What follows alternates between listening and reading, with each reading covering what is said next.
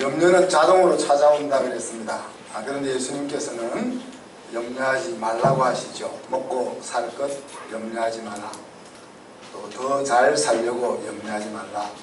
또 앞날을 염려하지 말라. 그렇게 말씀하십니다. 예수님은 이 염려하는 것의 핵심 이유를 신앙과 연결시켰습니다. 하나님과 재물을 겸하여 섬기지 못한다. 그렇게 말씀하셨죠. 그러니까 염려라는 것은 하나님에게 내 인생에 우선권이 있느냐 하는 문제라 하는 말입니다. 우리는 성경의 역사 가운데서 하나님이 함께 하시고 하나님이 손을 들어줄 때는 누구라도 그 인생이 빛났다는 사실, 그리고 하나님께서 고개를 돌리시면 아무리 대단한 사람이라도 무너졌다 하는 것을 헤아릴 수 없이 보아왔습니다. 우리가 신경 써야 할 것은 얼마나 잘 사느냐 하는 것이 아니고 하나님이 기뻐하신 길로 걸어가느냐 하는 것이라는 말이죠. 그런데 우리가 정신을 차리지 않고 살면 재물이 주인 자리를 슬그머니 차지하게 되어 있는 것이죠. 그래서 아버지가 왕이 되어 다스리는 그런 나라를 추구하라, 그렇게 예수님께서 팁을 주시는 겁니다. 바로 아버지가 왕이 되어 다스리는 그 속에 행복한 삶에, 승리하는 삶의 비결이 담겨 있다 하는 이야기입니다. 안 믿어지면 지금처럼 그냥 그렇게 살아가시면 됩니다. 그러면 걱정 가득한 생활을 더 많이 경험하게 될 것이기 때문이죠. 아브라함의 최상가치는 하나님의 약속이었습니다. 그죠?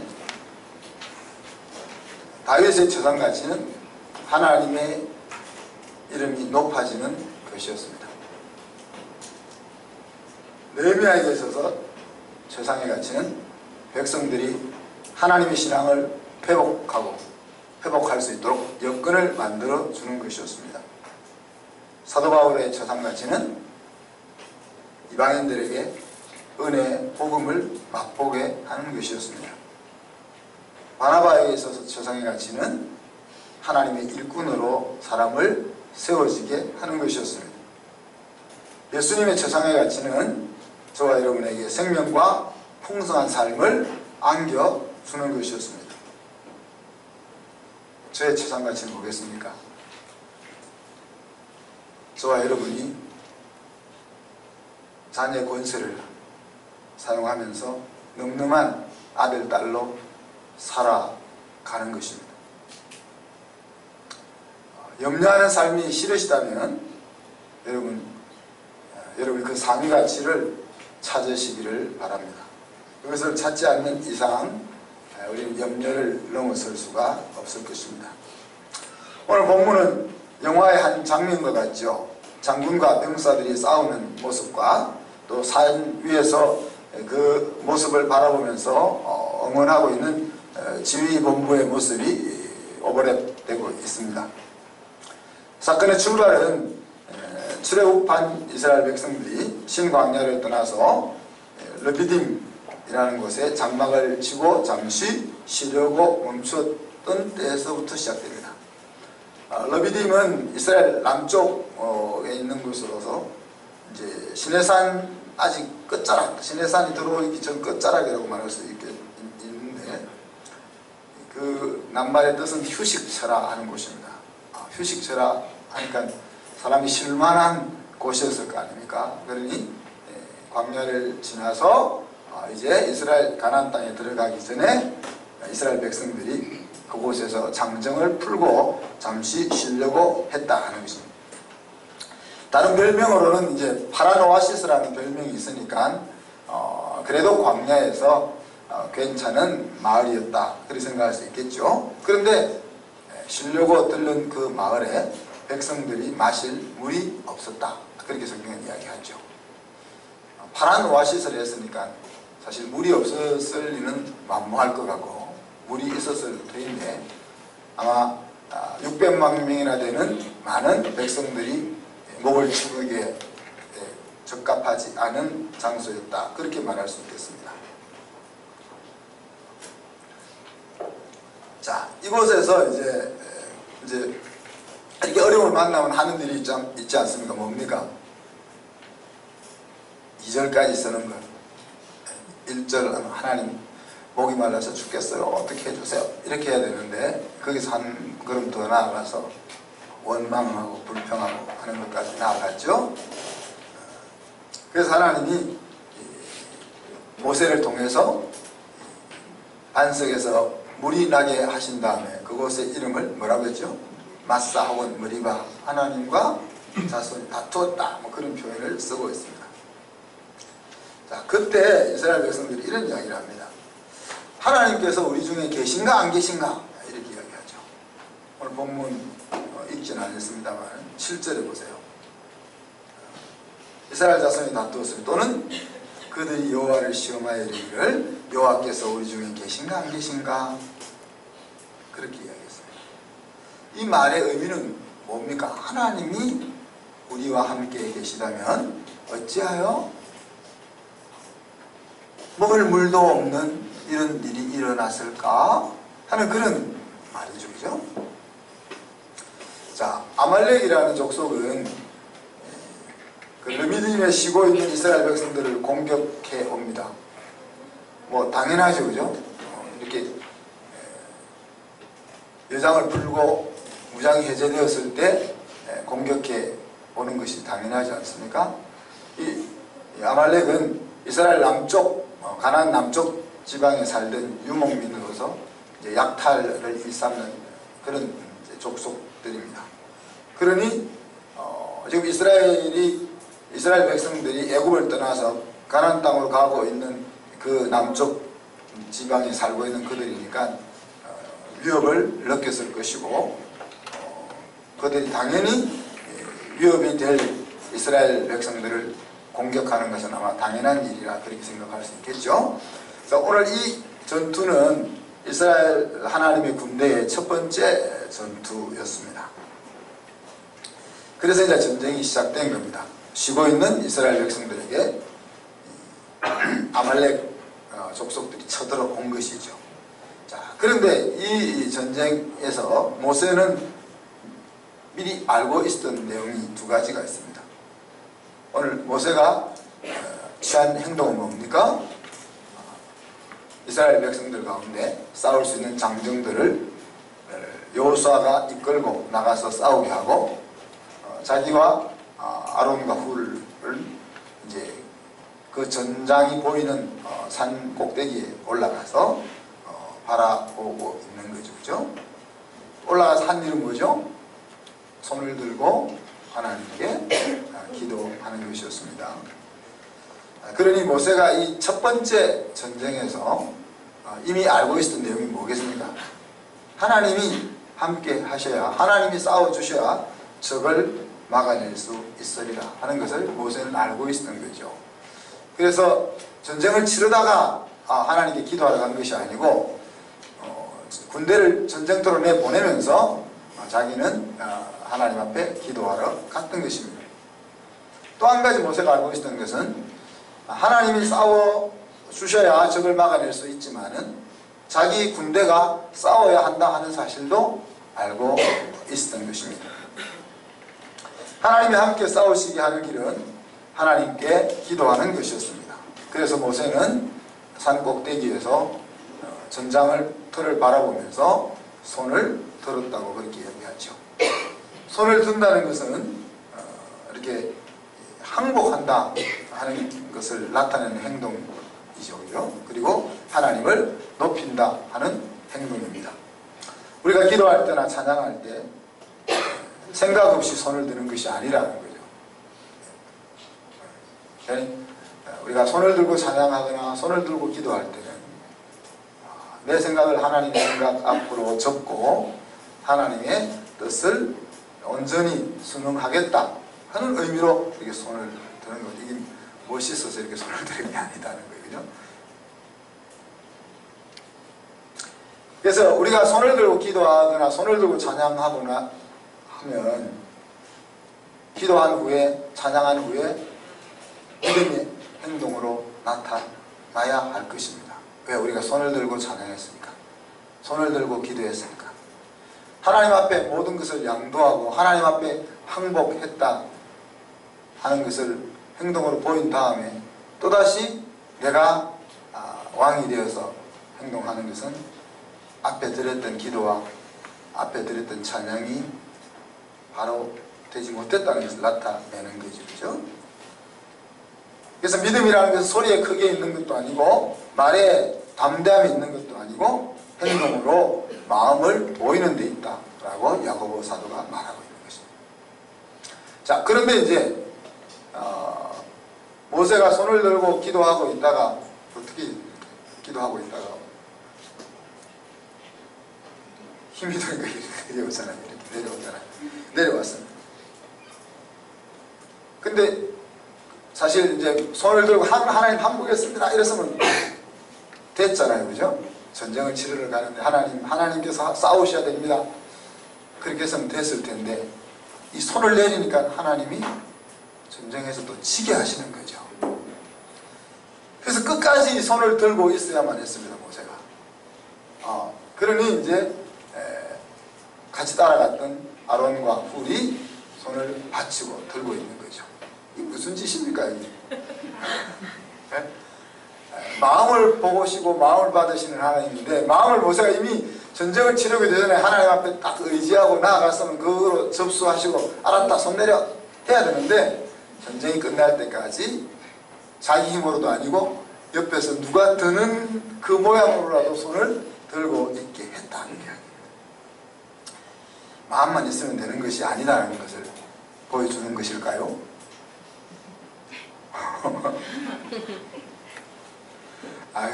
우리 같은 기도회 가면 손 들고 기도하자 그러는데 한 10분 정도는 기도할 수 있는 것 같아요. 이 30분, 1시간 계속 저는 믿습니다.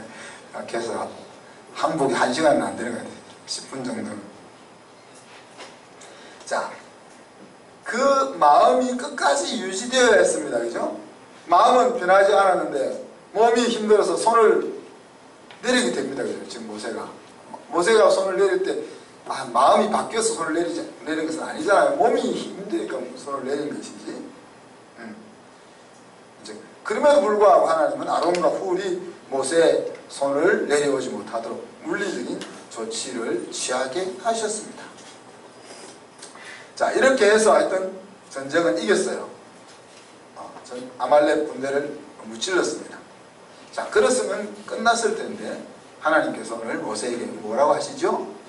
자, 오늘 네가 했던 이 모든 내용들을 책에 기록해서 기념하고 여호수아에게 이 사실을 뭐라 했습니까?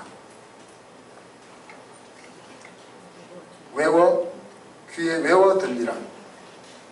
이제 원래 원어 성경에 외워라는 말은 없습니다. 이제 듣게 하라는 게 이제 그거를 강조하다 보니까 외워 들리라 그렇게 번역을 했는데 그게 무슨 말인가 하면은 여호수아가 배울 수 있도록 이 사건을 통해서 여호수아의 마음속에 못이 박히도록 뭐가 하나 딱 배워지도록 그렇게 네가 해. 그 말씀을 지금 하고 있는 것이죠. 여호수아가 이 사실을 마음으로 받아들이도록 배우게 하라는 명령입니다. 여호수아가 배워야 할 것은 무엇입니까? 여러분, 여호수아가 지금 배워야 할 것은 무엇이겠습니까? 자기가 나가서 전쟁을 쳐서 이겼지만 네가 이긴 것이 아니라는 거죠.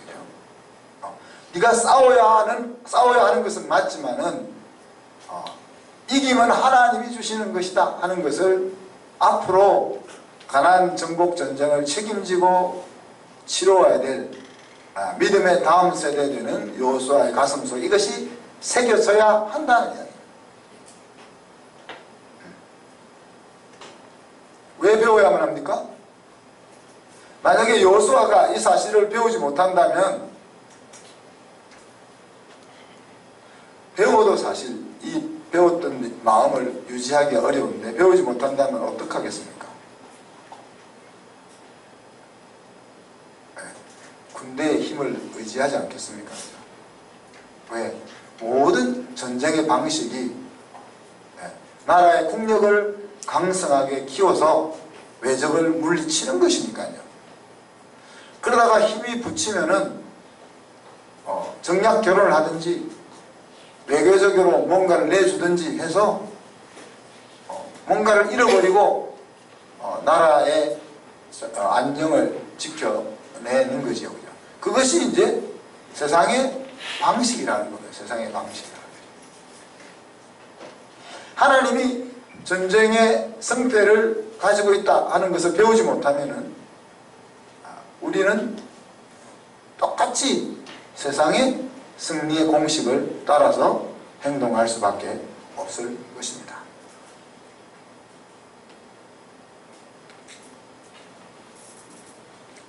모세는 여호수아가 이 사건을 배우게 하기 위해서, 이 교훈을 배우게 하기 위해서 특단의 조치를 취합니다.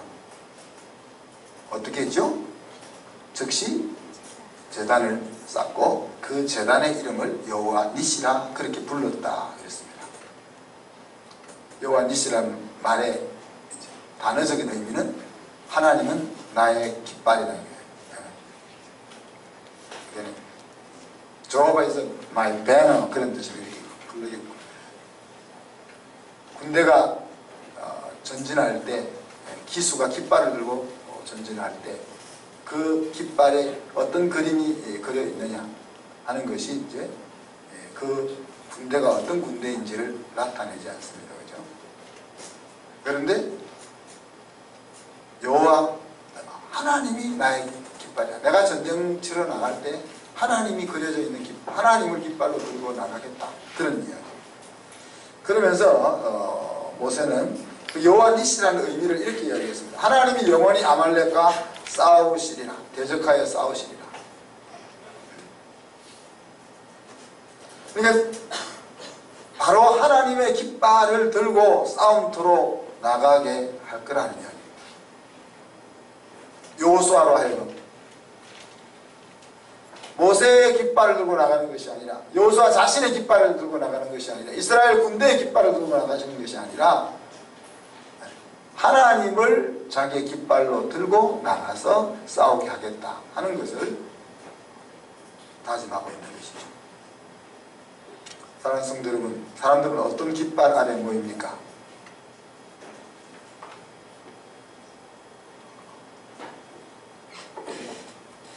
우리 아이들도 운동회를 하면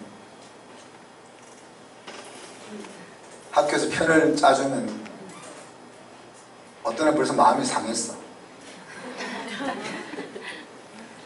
자기 편에 막 질만한 애들이 꽈득. 우리 다행히는 팀이, 우리도 윷놀이를 종종 하는데요. 우리 막내는 지면 한 번 하면 우리가 질 수도 있잖아요. 말이 잡혀있기도 하고 끝에 이기면 되는데 또 진다 또 진다 막 계속 그러는 거죠. 뭐.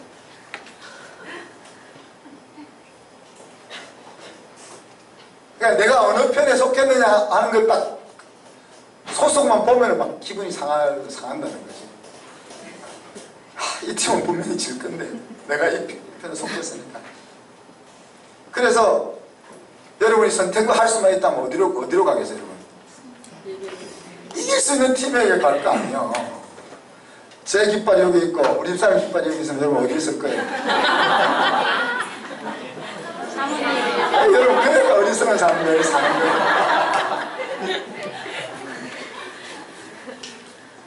승리하는 인생을 살 거냐, 쉬운 인생을 살 거냐. 근데 여러분 쉬운 인생을 딱 택하잖아요. 내가 우리 사람하고 막 싸워가지고 우리 아이들한테 야 엄마 아빠는 도저히 같이 못 살겠다. 이제 우리 엄마 아빠는 헤어질 생각인데 너희들은 누구를 선택할 거냐 이렇게 딱 물었어요. 다 엄마를 선택할 거야. 아 이런 인생들은 내가 끝까지 책임져야 된다. 이렇게 좌우를 분별하지 못하니까 어떻게 내가 헤어질 수 있겠어요. 그러니까 이길 수 있는 힘을 가진 군대 깃발 아래 사람은 모인다는 거예요. 그죠? 그래서 회사도 잘 되는 회사는 막 점점 잘 되고 안 되는 회사는 조금만 도와주면 되는데 아무도 도와주려고 안 하잖아요. 친척들끼리도 마찬가지 아닙니까? 이번에 그 추석 때 친척들 만났을 때 잘 나가는 집안은 잘 나간다고 여러분에게 뭐 텔레비를 하나 사주는 것도 아니고, 그죠? 외국 여행 티켓 사주는 것도 아닌데, 잘 나가는 집에는 더 잘하려고 하잖아요, 여러분들이. 그리고 힘든 집안 사람하고는 가능하면 눈 안 마주치려고 뭐 좀 빌려달라 할까, 이런 생각을. 그 인간의 모습인 거죠, 인간의 모습인 거죠. 자, 그런데 어떤 경우는 질 줄 알면서도 지는 깃발에 서기도 합니다. 어떨 때 그럴까요? 그런데 안 써봐가지고 모르시는구나. 이쪽을 써라 하는데 나 이쪽을 다 택하니까. 질 줄, 저 편에 가면 지는 분명히 그래도 그 편에 서는 사람들이 있단 말이에요. 왜 그럴까요? 상품이 더 좋아서. 성품이 더 좋아서. 아유. 아니, 상품이라고 하시는데. 상품. 아니, 지는데 무슨 상품이 있어? 지는데. 왜 지는 쪽에 설까요, 여러분? 어리석어가지고 이길 줄 알고. 맞습니까? 뭐, 에? 명분이 있기 때문에 그렇습니다. 명분이 분명한 깃발 아래 서기도 한다는 이야기죠. 여기 가면 분명히 죽는 거야. 주기철 목사님이 절을 안 하는 쪽에 섰어요. 그곳에 그 짝에 서면은 고통과 죽음이 기다릴 걸 알잖아요. 근데 왜 그 자리에 서요? 지는 그 뻔히 알면서. 대부분의 목사님들이 야, 이런 시기에 무슨 믿음을 지킨다고, 믿음을 지키다가 내가 죽고 나면 우리 성도들은 어떻게 해? 그래서 뭐 우상은 뭐 신도 아닌데 내가 겉으로는 절하지만 마음만 안 뺏기면 되지. 그리고 다 자기 교회 성도들을 살리기 위해서 고개를 숙였잖아요. 대부분의 목사님들이. 근데 뭐 주기철 목사님 뭐 대단해가지고 아니야, 나는 그래도 나는 이 지는 깃발에 설 거야.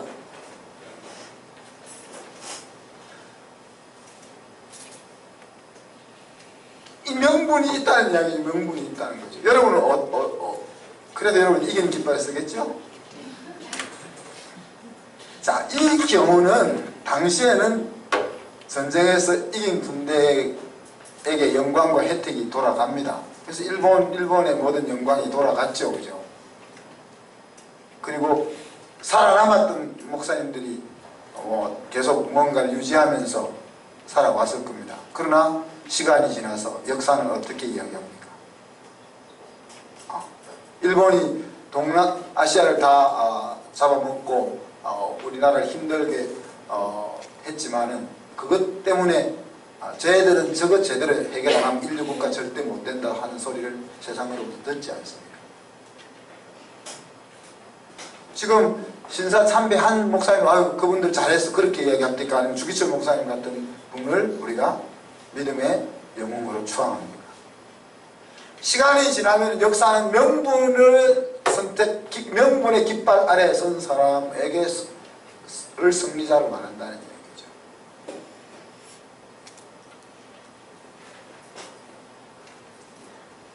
마사다 전투가 그 좋은 예죠. 960명의 병사들과 주민들이 다 죽었습니다. 로마에 항복하지, 이방인들에게 항복하지 않으려고. 그래서 결국 3년이 지나서 로마가 그 400m 고지에 있는 마사다 그 성을 정복했습니다. 그죠? 정복했는데 사람들은 다 로마 군인에게 포로가 될 수 없다 해서 다 죽었죠.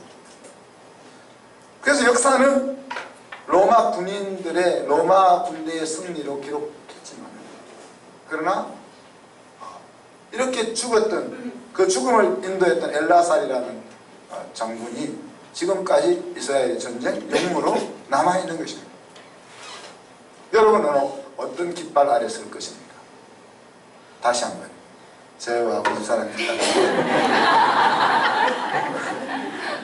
어느 깃발로 쓸 거예요? 명분 있으신 약간 마음이 흔들리는 것 같은데 그래도 이쪽이죠? 자, 하나님이 우리 가운데 계신가 하는 이 이슈가 오늘 이 이슈 가운데서 아말렉이 쳐들어왔습니다. 그죠?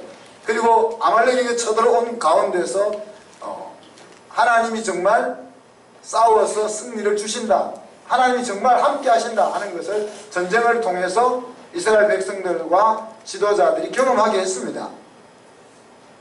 이제 다음 과 우리 이제 뭐 제가 없는 동안에 이제 다룰 내용이지만 여호와 살롬의 하나님을 만나는 기도원이 하나님의 사자 앞에 던졌던 의문이 무엇이었습니까? 사사기 6장 12절에 보면 하나님의 사자가 기도원에게 나타나서 이렇게 이야기합니다. 큰 용사여, 하나님이 너와 함께 계시는도다. 그러니까 기도원이 삐져가지고 뭐라고 했죠? 하나님이 함께 하신다면 어찌하여 이런 일이 우리에게 일어나나이까 났습니까? 자, 기도원이 한 이 질문이 여러분 정당하다고 생각하십니까? 자, 이스라엘 백성들이 르비딤에서 하나님이 계시다면, 하나님이 계신지 아니 계신지 그런 말, 사사 기도원이 하나님이 계시다면 우리에게 어찌 이런 일이 일어날 수 있습니까? 라고 하는 말이 정당하냐 하는 이야기예요.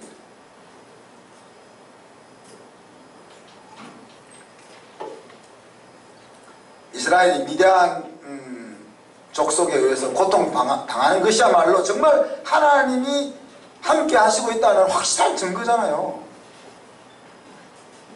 자기 백성이 어리석은 길로 걸어간다면 고난을 만나야 하지 않느냐 하는 이야기입니다. 여러분은 기도원 같은 생각을 한 적이 없으세요?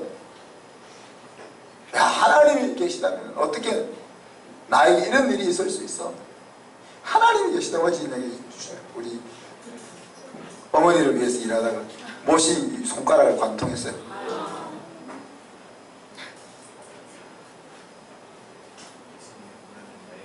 네. 하나님이 계시니까 안 쉬고 일하니까 못이 손가락을 굵게 하셨지. 하나님이 안 계시다면 부모한테 효도하려고 하는데 손가락 안 다치게 그렇게 하셨겠죠. 우리가 어리석은 길을 걸어가고 있을 때 하나님이 계시기 때문에 우리에게는 고난이 있는 겁니다. 어려움이 있는 겁니다. 외적의 공격이 있는 겁니다. 근데 왜 하나님이 계시다면 이런 생각이 드냐 하는 이야기. 하나님 계시니까 그렇지. 지금은 어떻습니까? 옛날에는 혹시 지금도 하나님 계시다면 이렇게 마음속에 고민하고 계신 분 없습니까? 하나님의 말씀은 영원 불변하다, 변치 않는다 그러셨습니다. 누가복음 21장에 보면 천지는 없어지겠으나 내 말은 없어지지 아니하리라 그렇게 말씀하셨습니다. 자, 그렇다면 우리가 하나님이 정말 계시다면 이라고 이렇게 묻고 싶은 마음이 왜 우리 속에 없겠어요? 그죠? 하나님이 정말 계시다면 이렇게 묻고 싶을 때 우리가 취해야 될 태도는, 우리가 사용해야 될 믿음의 태도는 무엇이겠냐? 오히려 거꾸로 나의 삶 어디에 하나님 기뻐하지 않는 모습이 있을까? 이걸 먼저 물어야 되죠. 제가 이거를 조금 여유 있게 살아야 겠다 그 생각이 나고, 급하고 피곤하니까 사고가 나는 거죠. 그죠? 그래서 우리 집사람한테 이제 내가 조금 여유 있게 살아야 되겠다. 그러니까 눈을 독사눈을 하면서 탁 째리더라고요. 안 믿는 거야 이것이.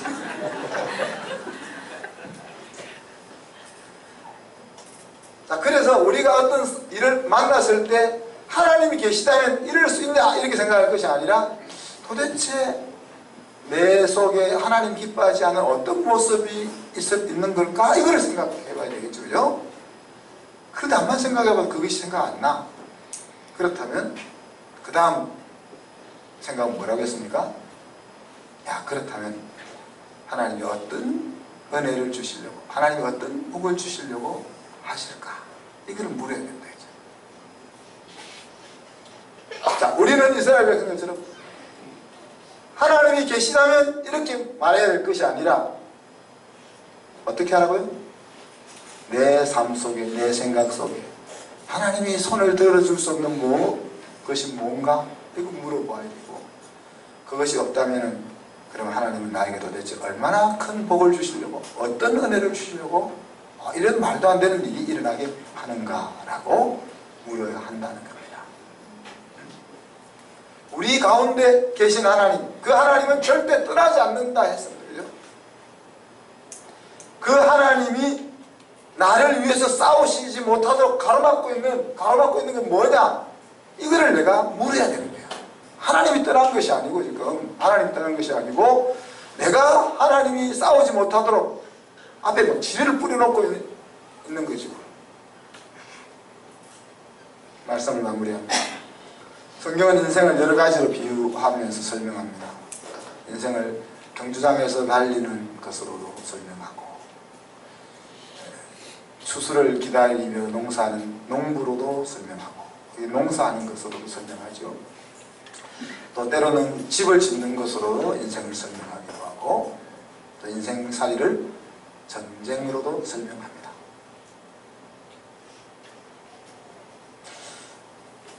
저는 전쟁터에 있다 하는 생각을 잊지 말아야 한다는 것을 자주 깨닫습니다. 오늘 아침에도 깨달았습니다. 왜? 전쟁터에 있다고 생각할 때는 정신을 바짝 차립니다. 그래서 전쟁터에 있다고 생각할 때는 엉뚱짓을 잘 안 하게 됩니다. 근데 전쟁터에서 벗어났다고 생각할 때 일이 일어나는 거죠. 오늘 아침에 저희 어머니하고 한판 했어요. 제가 한판 했습니다. 효자로 산다는 것이 얼마나 힘든지. 우리 어머님이 참 좋으신 어머님이거든요. 그리고 뭐 저도 우리 어머니를 좋아하거든요. 그래서 어머니가 내 생명을 달라 하면 제 생명을 줄 수도 있습니다. 어머니한테 간이 필요하면 내 간을 떼어줄 수도 있고, 심장이 필요하면 심장을 떼어줄 수도 있습니다. 그냥 하는 말이 아니고, 제가 또 아니면 뭐잖아요. 그러니까 어차피 한 번 살다가 죽는 거, 사랑하는 어머니를 위해서 죽지 못하겠냐, 그런 정도로 제가 좋아하는데, 억부소리라. 왜? 여러분 마음에 없는 소리 좀 제발 하지 마세요. 왜 마음에 없는 소리를 해가지고 사랑하는 사람을 힘들게 하는 거겠어요. 부부 사이에, 특히 부부 사이에.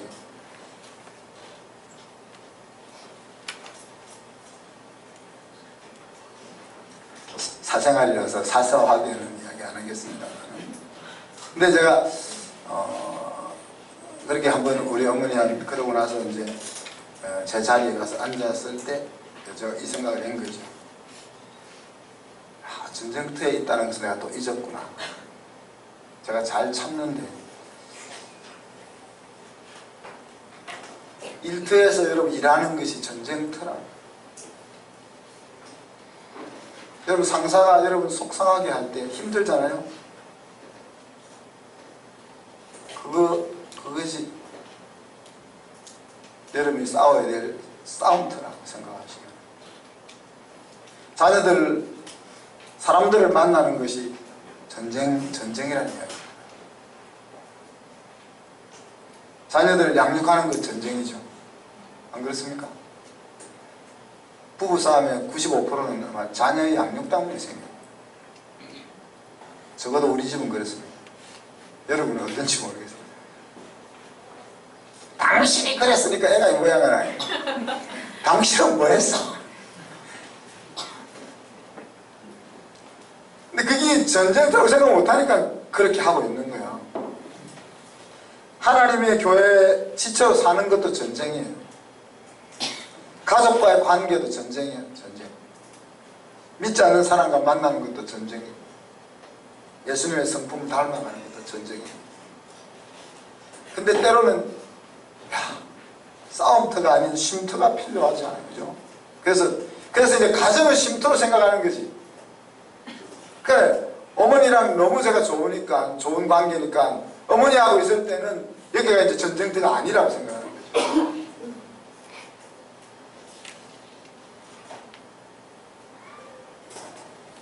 가정은 쉼터가 분명합니다. 그런데 진짜 가정마저도 쉼터가 아닐 경우가 많잖아요. 그래서 하나님이 그렇게 얘기하십니다. 내 안에서만 쉼이 있다.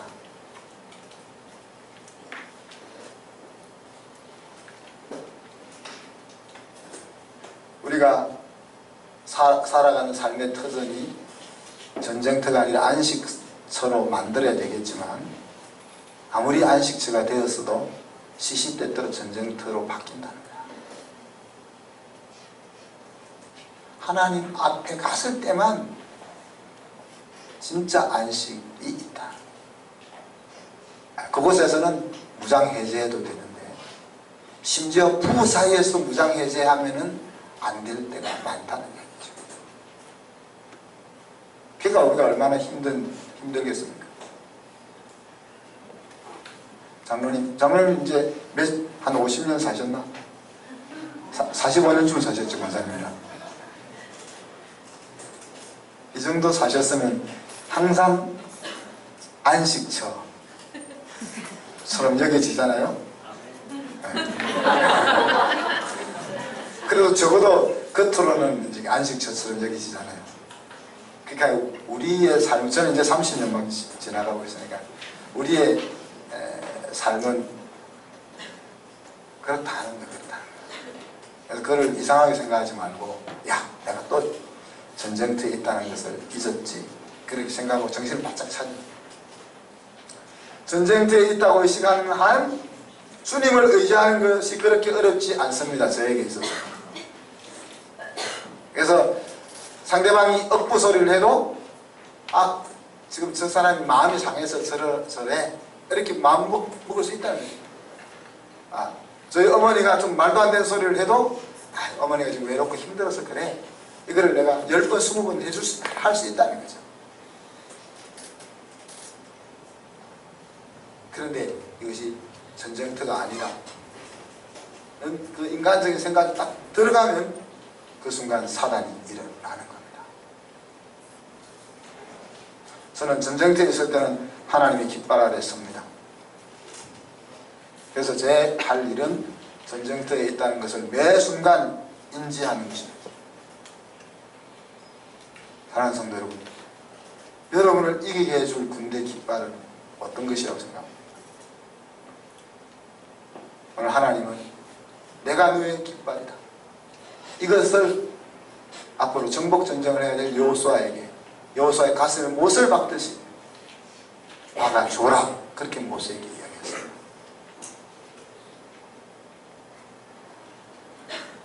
그것은 바로 우리에게도 너희들이 살아가고 있는 수많은 그 영적인 전쟁터에서 내 깃발을 들고 있을 때만 승리할 수 있다 하는 것을 말씀하고 있는 거죠. 근데 우리 눈에는 하나님의 깃발 밑에 들어갈 때 승리 못할 것 같다는 생각이 들기도 하고, 다른 깃발, 저 깃발 아래 가면 승리할 것 같다는 생각이 들기도 하고, 하나님의 깃발 속으로 들어가면 승리할 것 같은데 너무 힘들 것 같아서 그곳에 안 가고 싶은 마음이 아까 이쪽 하나 이쪽으로 오는 거.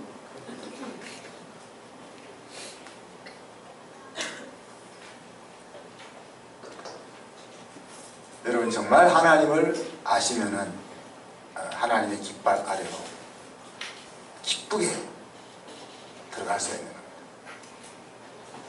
그래서 저는 교육에 있어서 중요한 것을 말도 안 되는 깃발을 들고 가자 할 때 학생들이 다 따라올 수 있는 그런 아이들을 키우는 거예요. 공부 몇 자 하는 그거는 아무것도 아니에요. 공부 잘해가지고 공부를 못하라는 건 아닙니다. 머리가 좋은데 일부러 공부 막 X표 치가지고 그냥 빵점 맞고 그러라는 것이 아니고, 공부보다 더 중요한 것이 정신을 잡는 거다. 그래서 히말라야로 가자! 그러면은 예 갑시다!